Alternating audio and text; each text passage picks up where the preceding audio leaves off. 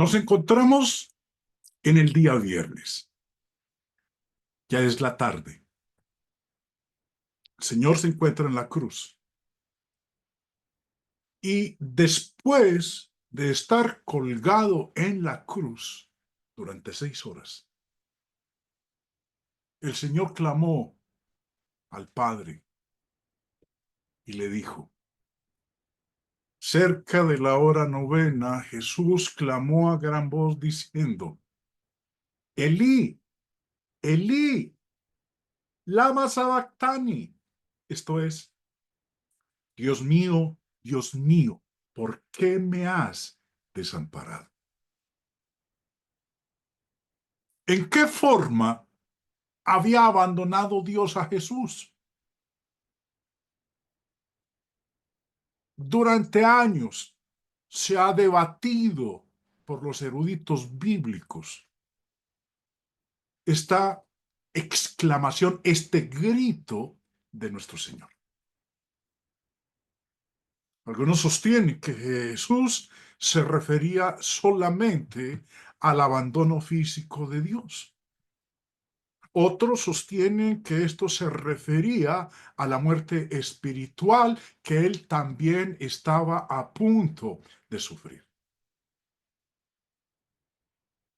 Aunque nuestras mentes finitas no puedan comprender todo lo que implica la eliminación de la presencia del Padre, lo que es esencial que sepamos es que su muerte fue la pena ofrecida por nuestro pecado.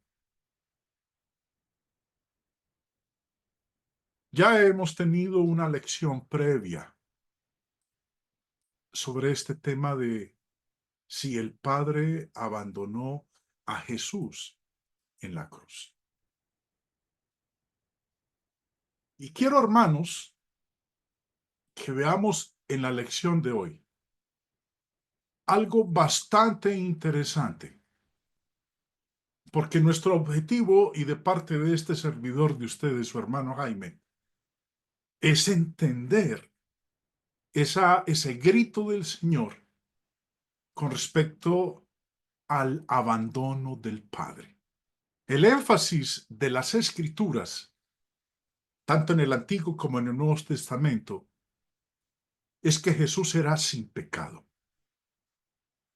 Un sacrificio perfecto a Dios en nuestro favor. El abandono del cual el Señor hace la exclamación en este pasaje ha llevado a posturas contrarias a lo que realmente dice el texto. Y quiero que empecemos leyendo en Juan capítulo 8, días antes de que el Señor fuera crucificado. Dice, empezando en el verso 28, Juan capítulo 8, verso 28, les dijo pues Jesús: cuando hayáis levantado al Hijo del Hombre, entonces conoceréis que yo soy, y que nada hago por mí mismo, sino que según me enseñó el Padre, así hablo. Porque el que me envió conmigo está. No me ha dejado solo el Padre, porque yo hago siempre lo que le agrada. Ahora vamos a detenernos un momento en lo que el Señor ha dicho en estos dos versos. Iniciando el versículo 28, ha declarado: cuando hayáis levantado al Hijo del Hombre. Ahora, está hablando aquí de algo que ellos iban a hacer, de algo que el pueblo iba a hacer.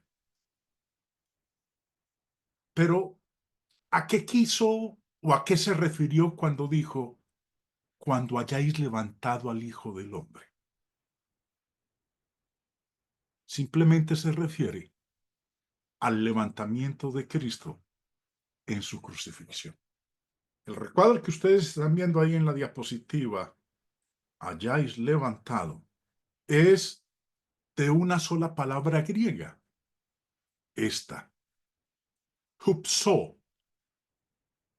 Y el señor Bain, en su diccionario expositivo de palabras del Nuevo Testamento, nos dice que se usa literalmente del levantamiento de Cristo en su crucifixión. Inferimos entonces, acorde a lo que nos explica aquí en su diccionario el señor Bain, que eso de cuando hayáis levantado al Hijo del Hombre hace referencia al levantamiento de Cristo en la cruz, a su crucifixión. No se refiere a su ascensión a los cielos, ni a su exaltación a los cielos. ¿Por qué? Porque los judíos no tuvieron nada que ver con eso. La ascensión y exaltación de Cristo fue algo que fue realizado, llevado a cabo por el Padre, no por los judíos. Fue el Padre quien llevó a cabo su exaltación y ascensión a los cielos. Los judíos no tuvieron que ver nada con eso. Uno de los pasajes que nos enseña que fue el Padre quien realizó la exaltación de su Hijo y su ascensión es Hechos capítulo 5, dice el verso 30 en adelante.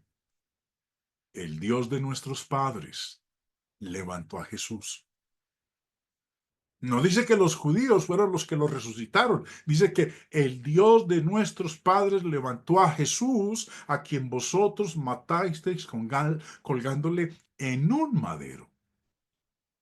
A este Dios ha exaltado con su diestra por príncipe y salvador para dar a Israel arrepentimiento y perdón de pecados. Hablar entonces de la exaltación de Cristo, hablar de la ascensión de Cristo a los cielos, es algo que fue llevado a cabo por el Padre, no por los judíos. Los judíos no tuvieron que ver con ese levantamiento y exaltación de Cristo. ¿Con qué levantamiento tuvieron que ver ellos? Con el levantamiento en la crucifixión, cuando levantaron al Señor Jesús en la cruz en la cual fue crucificado y en la cual Él murió. Ahora, hay dos elementos de tiempo mencionados en este versículo 28 de Juan 8. El primero es ¿cuándo? Elemento tiempo. ¿Cuándo? Y el otro es entonces conoceréis. Dos elementos de tiempo. Un punto de tiempo más o menos simultáneo al otro. Cuando ocurriera lo primero, se llevaría a cabo lo segundo, pero no en el tiempo distante, en la lejanía, en el futuro, en el más allá, no. Iba a ocurrir cuando sucediera lo primero, que el levantamiento del Señor. Cuando los judíos lo crucificaran, lo levantaran en la cruz, entonces conocerían, o sabrían, o entenderían que, que yo soy.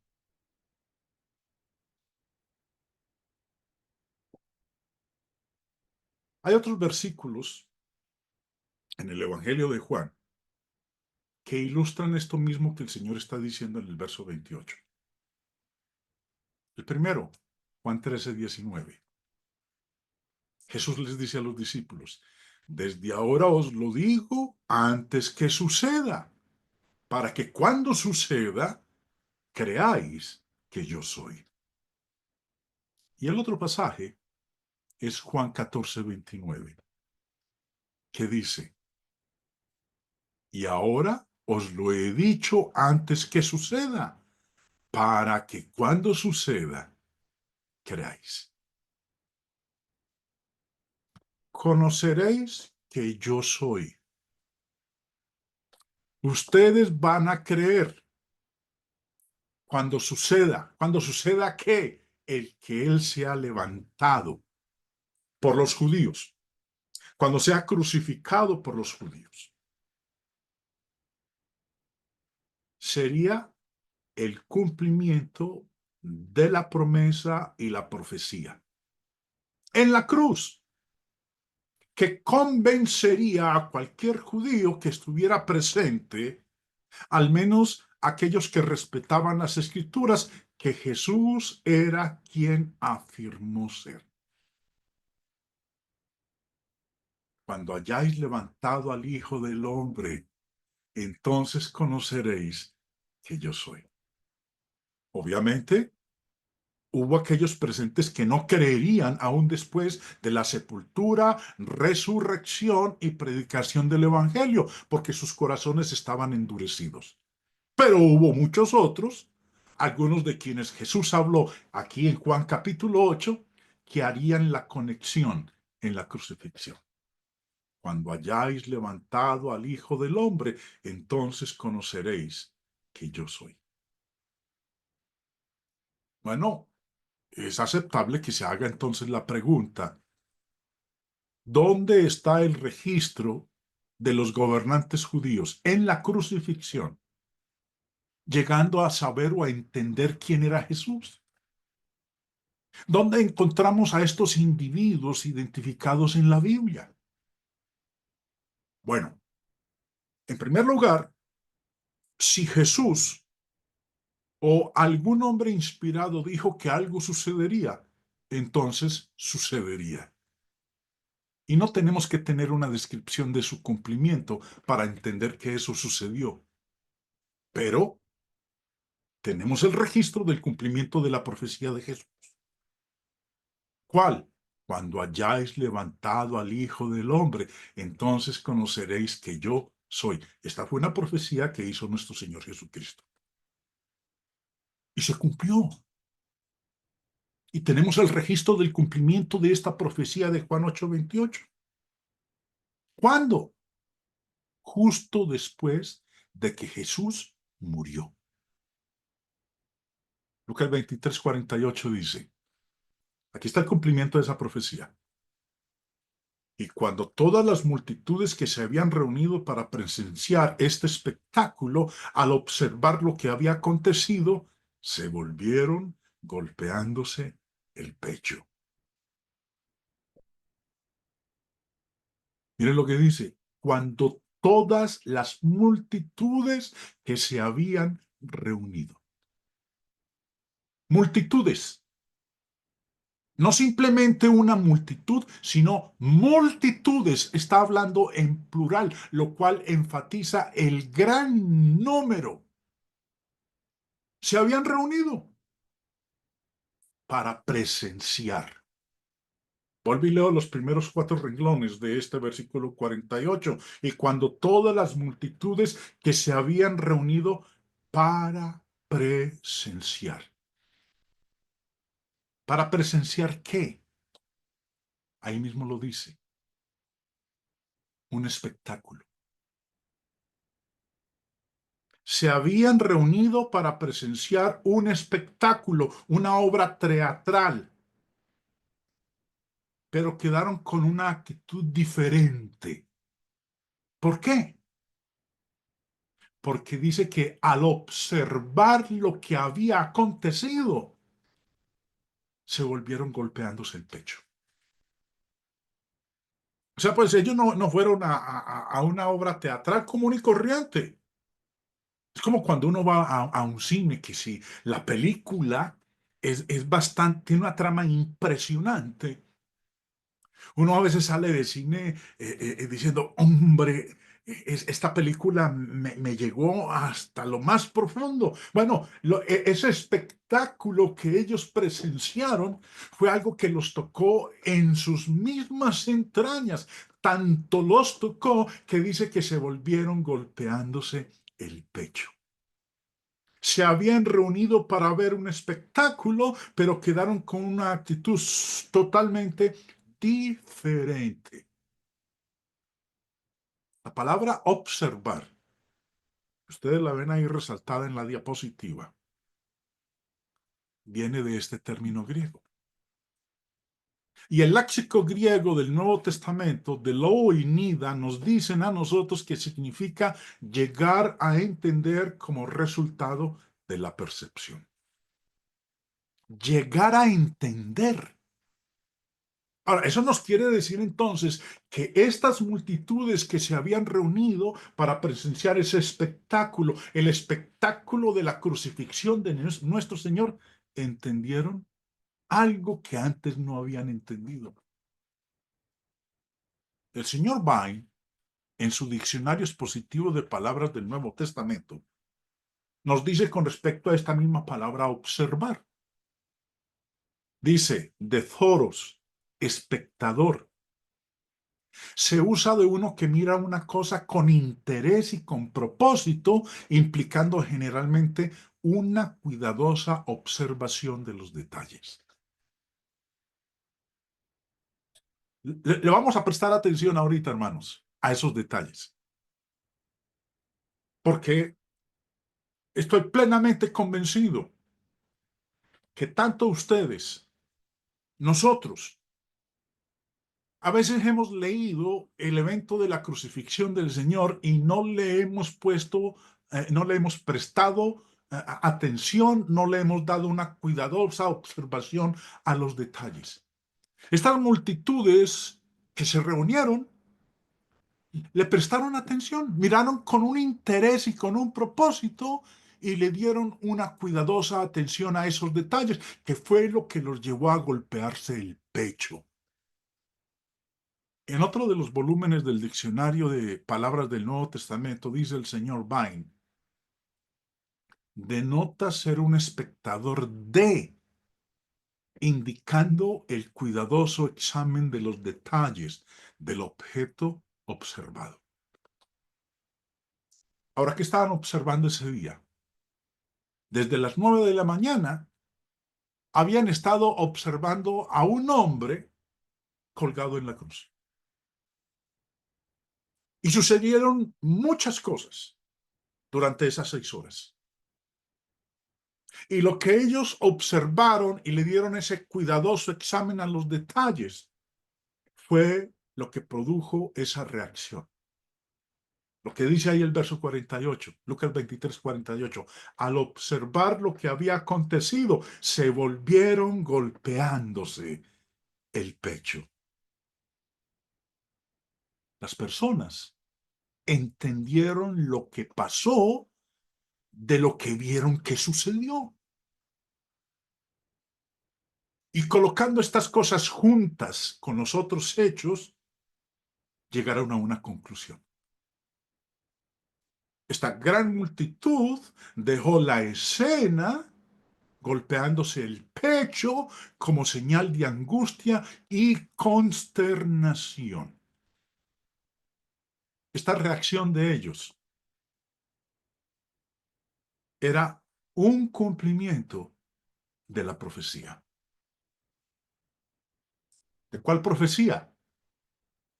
De la profecía de Zacarías capítulo 12, versículos 10 y 11.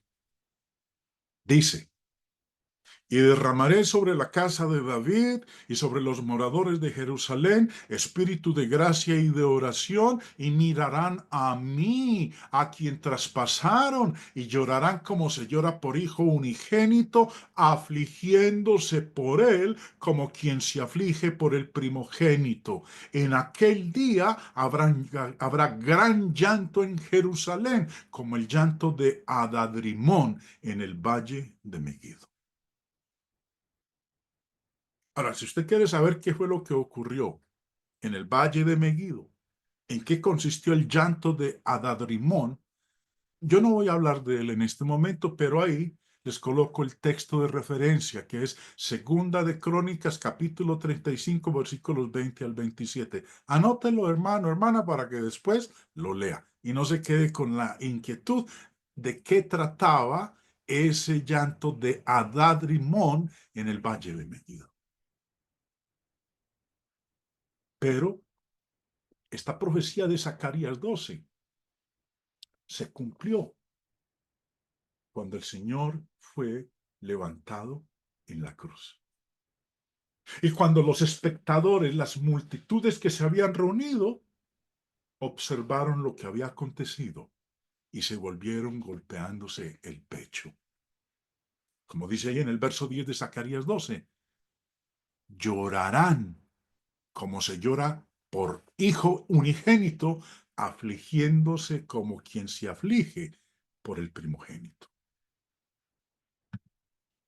No fue el terremoto o las tinieblas, esas tinieblas de 3 horas, lo que produjo esta reacción en ellos, aunque esos eventos fueron impresionantes.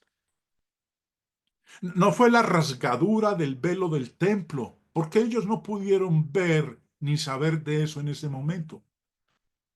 No fue la resurrección de santos que aparecieron a muchos, porque eso no ocurrió hasta después de la resurrección de Jesús. No fueron los 2 ladrones crucificados al mismo tiempo que Jesús, porque el enfoque estaba en Jesús y no en los ladrones. Y no fue la crueldad de una crucifixión lo que afectaría a la multitud de la manera que describe aquí Lucas en el capítulo 23. ¿Por qué no fue la crucifixión lo que los llevó a ellos a golpearse el pecho? Porque la crucifixión era lo más común, la pena de muerte oficial para los criminales en ese tiempo en el Imperio Romano, antes y después de Jesús. Eso era de ocurrencia pública regular. Algo que vieron y escucharon al momento de la crucifixión produjo esa reacción en ellos. Ahora, noten que el versículo dice que la reacción se produjo cuando vieron lo que había acontecido. Al observar lo que había acontecido. ¿Qué hizo esto tan diferente que afectó a tantas personas de la manera que lo hizo? Pudo ser solamente a causa de que comprendieron quién estaba en esa cruz. Y ellos solamente pudieron comprender eso por un despertar a su verdadera identidad. Y solamente pudieron saber eso por revelación. Y eso fue por poner el Salmo 22 junto con lo que vieron que sucedía. Pudieron ver en este espectáculo el cumplimiento de la profecía tal como Jesús dijo en Juan capítulo 8, verso 28, que sucedería. Les dijo pues Jesús, cuando hayáis levantado al Hijo del Hombre, entonces conoceréis que yo soy.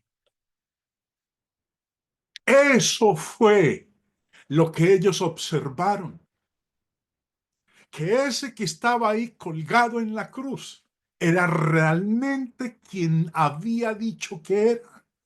Y por eso se volvieron golpeándose el pecho. Si conocían bien lo que decía todo el Salmo 22, eso fue lo que produjo esa reacción en ellos.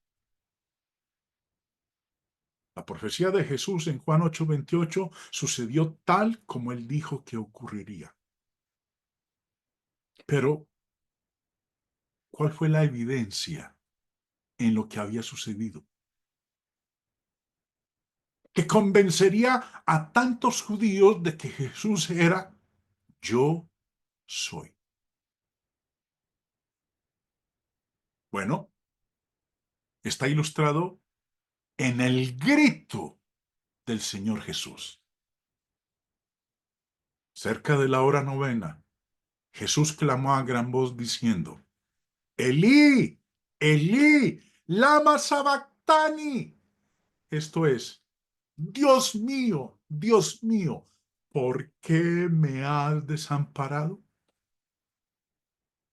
El propósito de estas palabras del Señor en la cruz era dirigir la atención de toda esta multitud que se había reunido para presenciar este espectáculo al Salmo 22. Un salmo familiar para todos los judíos. Ese salmo, y como lo vamos a ver a continuación, ese salmo, el Salmo 22, da detalles específicos de las cosas que la multitud pudo ver que estaba ocurriendo, lo cual era el cumplimiento de la profecía que no podía ser negada, que probaba que Jesús era quien afirmó ser, exactamente como él dijo que ocurriría. Ya va, ya va, ya va. Espera un momento. Si te gusta el ancla del Evangelio y te has visto beneficiado en algún momento y quieres que siga existiendo este proyecto, puedes apoyarnos a través del botón unirse aquí mismo en nuestro canal de YouTube. Y es que solo por el monto mensual del precio de un café que te tomas cada día, estarás ayudando a que el ancla del Evangelio se mantenga en pie. Y con tu apoyo no solamente haces posible que este proyecto siga existiendo, sino que también tendrás acceso a beneficios que pronto estaremos agregando. Vamos a explorar entonces este Salmo 22 con detalle. Primero,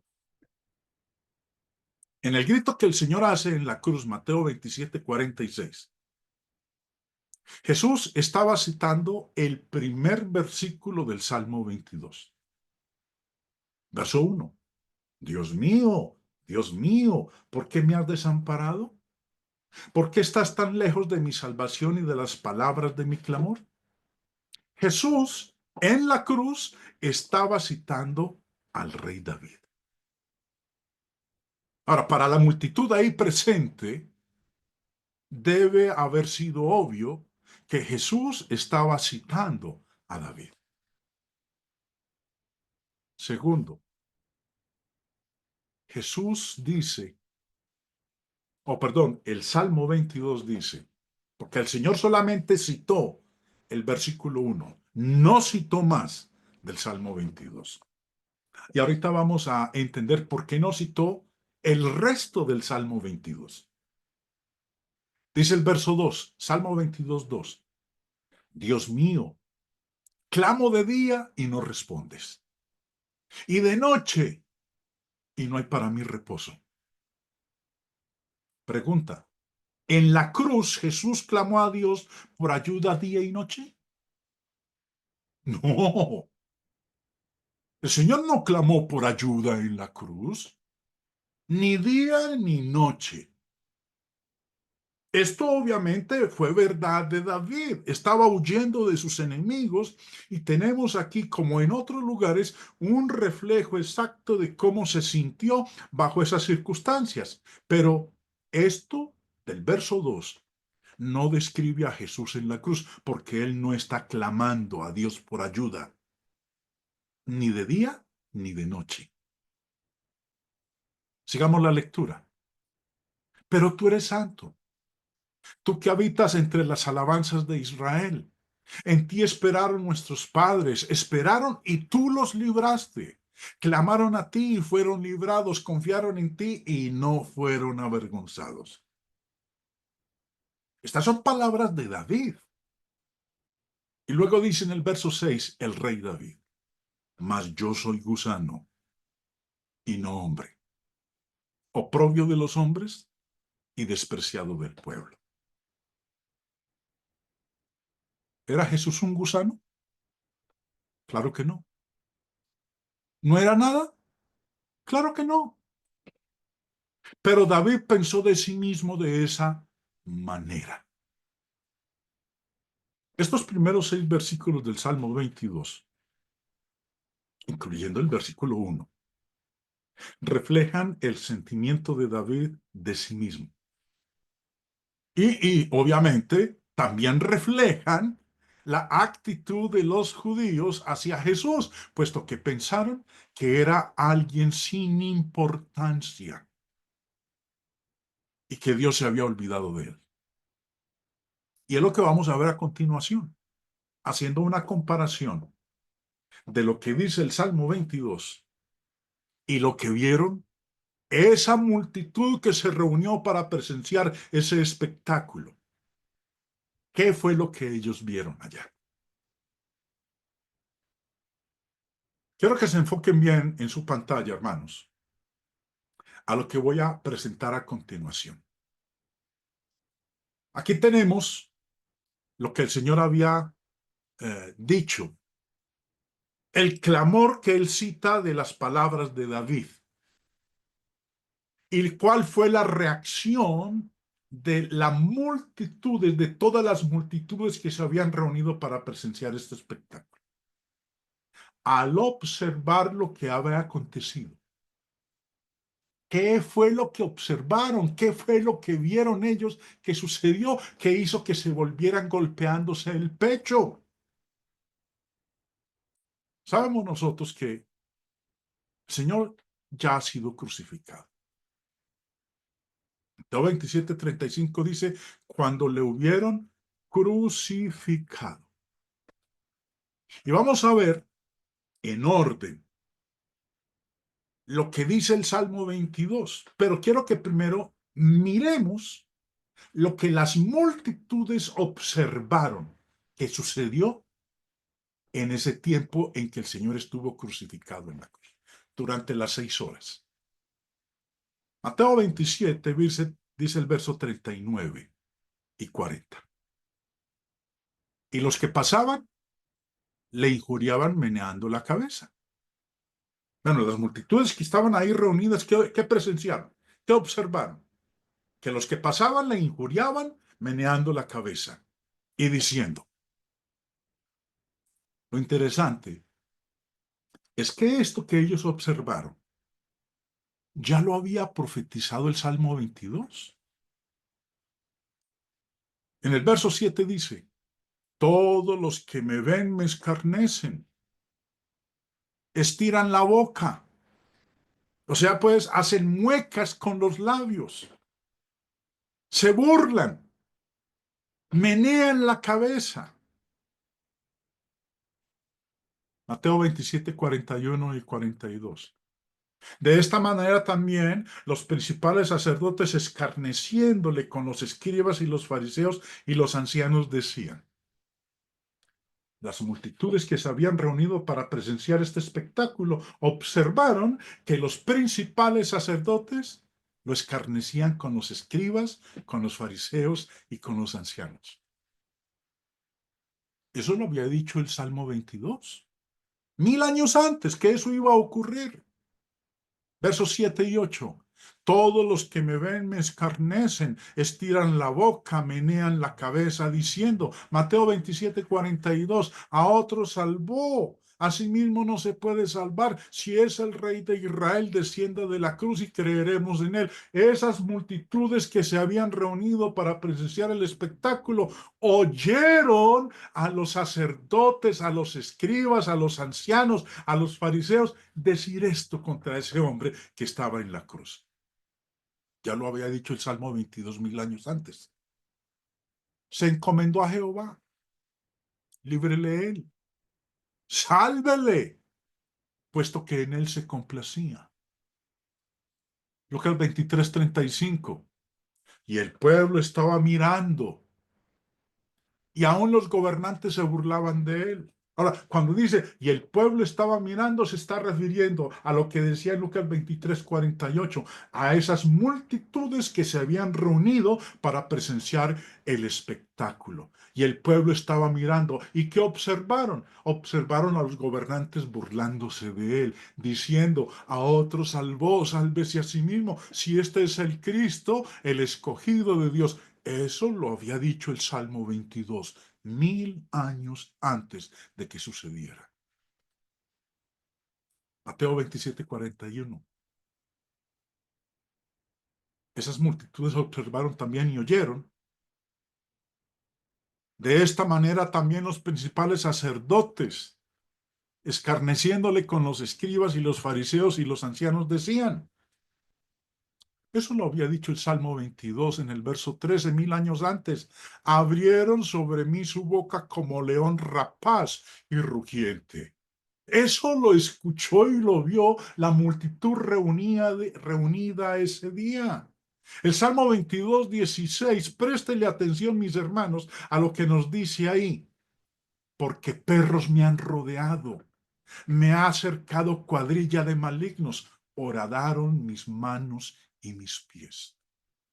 Eso lo vio esa multitud reunida ese día. Mateo 27:35. Cuando lo hubieron crucificado, repartieron entre sí sus vestidos echando suertes para que se cumpliese lo dicho por el profeta. Partieron entre sí mis vestidos y sobre mi ropa echaron suertes. Esa multitud que se reunió para presenciar ese espectáculo vieron eso que había acontecido. Y si conocían bien cómo decía todo el Salmo 22, entonces pudieron recordar lo que decía en el versículo 18 el Salmo 22. Repartieron entre sí mis vestidos y sobre mi ropa echaron suertes. Mateo 27:34. Le dieron a beber vinagre mezclado con hiel, pero después de haberlo probado, no quiso beberlo. Esas multitudes vieron eso. Pero eso ya estaba profetizado 1000 años antes. En el Salmo 69:21 dice, me pusieron además hiel por comida y en mi sed me dieron a beber vinagre. Esta es una de esas otras profecías que también pudieron ver, tal como darle vinagre para beber. Mateo 27:48. Y al instante, corriendo uno de ellos, tomó una esponja y la empapó de vinagre y poniéndola en una caña, le dio a beber. En adición, hubo los efectos sobre el cuerpo de Jesús que están declarados. Todas las personas tuvieron que ver que lo que realmente estaba desarrollándose frente a sus ojos era para recordarles lo que estaba profetizado en el Salmo 22. Es a esto que Jesús les llamó la atención por medio de gritar el primer versículo del Salmo 22:1. Dios mío, ¿por qué me has desamparado?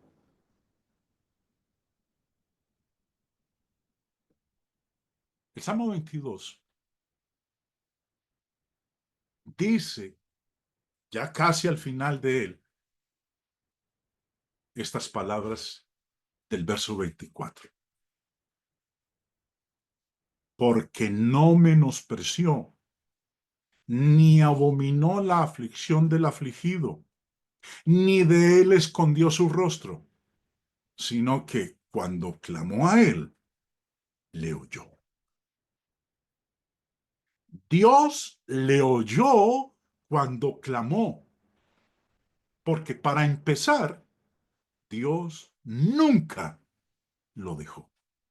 Dios nunca desamparó a su hijo en la cruz. Dios nunca le dio la espalda a aquel que en esa cruz estaba haciendo lo que al Padre le agradaba. Quiero leer esta cita de Oliver Boswell en su libro Una teología sistemática de la religión cristiana. Del lado afirmativo, podemos señalar definidamente que en los tiempos del Nuevo Testamento, para alguien citar las palabras de apertura de un pasaje del Antiguo Testamento, tal como el Salmo 22, era equivalente a citar todo el pasaje, todo el Salmo 22.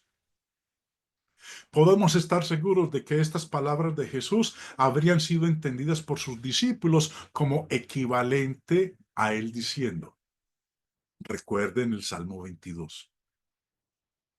Los enemigos de Cristo recién habían citado otro diciendo de este salmo burlándose de él. Confío en Dios, líbrele ahora si le quiere, porque ha dicho, soy hijo de Dios. Jesús no tuvo que citar todo el Salmo 22 para sacar de la cabeza de sus enemigos la idea de que el Padre lo había abandonado.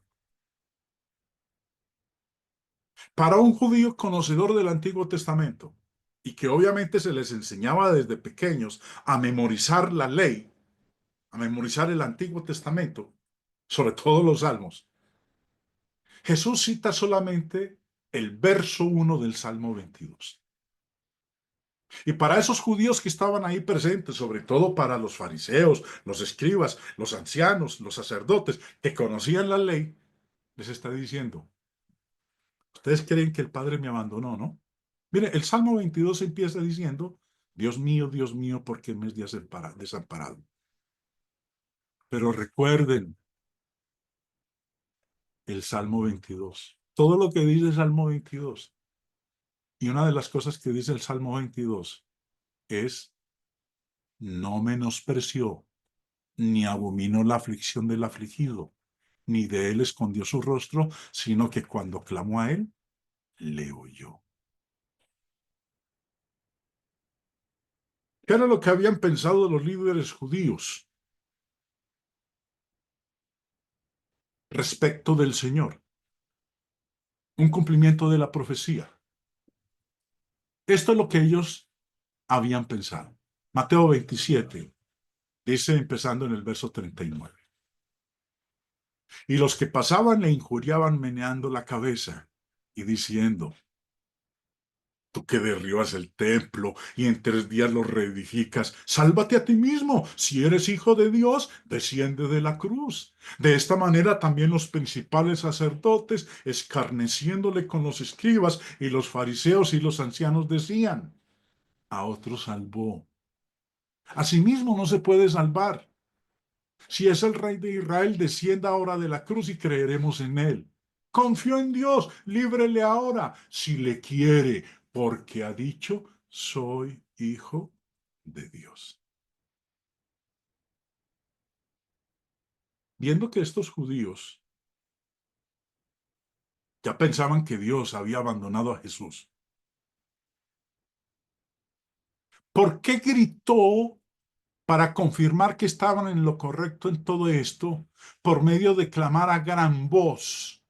Dios mío, ¿por qué me has desamparado? ¿Y por qué hizo esto? Ya que había dicho en Juan 8:28 que cuando fuera levantado en la cruz, eso confirmaría quién afirmaba ser. Les dijo, pues Jesús, cuando hayáis levantado al Hijo del Hombre, entonces conoceréis que yo soy y que nada hago por mí mismo, sino que según me enseñó el Padre, así hablo. Porque el que me envió, conmigo está. No me ha dejado solo el Padre, porque yo hago siempre lo que me agrada, lo que le agrada. Y en Juan 16, es claro que lo que vamos a leer en este versículo de Juan 16 habla del tiempo de su captura y de su crucifixión. Y le dice a los discípulos, he aquí la hora viene. Y estas palabras las pronuncia esa noche después de haber comido la cena pascual y haber instituido su cena, y antes de que Judas viniera con los soldados para que lo arrestaran, les dice, he aquí la hora viene y ha venido ya, en que seréis esparcidos cada uno por su lado y me dejaréis solo, mas no estoy solo, porque el Padre está conmigo. Otro hecho que debemos considerar es que Jesús era la ofrenda perfecta por el pecado. Eso significa que tenía que ser sin pecado. Pedro dijo, sabiendo que fuisteis rescatados de vuestra vana manera de vivir, la cual recibisteis de vuestros padres, no con cosas corruptibles como oro o plata, sino con la sangre preciosa de Cristo, como de un cordero sin mancha y sin contaminación. Jesús no podría haber sido el sacrificio perfecto si cuando estaba en la cruz se convirtió en pecador. Que es la idea general, la conclusión general que tienen la mayoría de los expositores explicando esas palabras del Señor de Dios mío, ¿por qué me has desamparado? Recordemos la cita del señor Barclay en su comentario. Se sugiere que en ese momento todo el peso del pecado del mundo cayó sobre el corazón y el ser de Jesús. Que ese fue el momento en que el que no conoció pecado fue hecho pecado por nosotros y que el castigo que él sufrió por nosotros implicó la inevitable separación de Dios que produce el pecado. Para este servidor que les habla a ustedes y que les acaba de presentar este estudio, esta conclusión no se ajusta a lo que realmente enseña la palabra de Dios respecto de ese grito que el Señor exclamó en la cruz. Porque el Padre nunca abandonó a su Hijo en la cruz. Dios los bendiga, mis hermanos.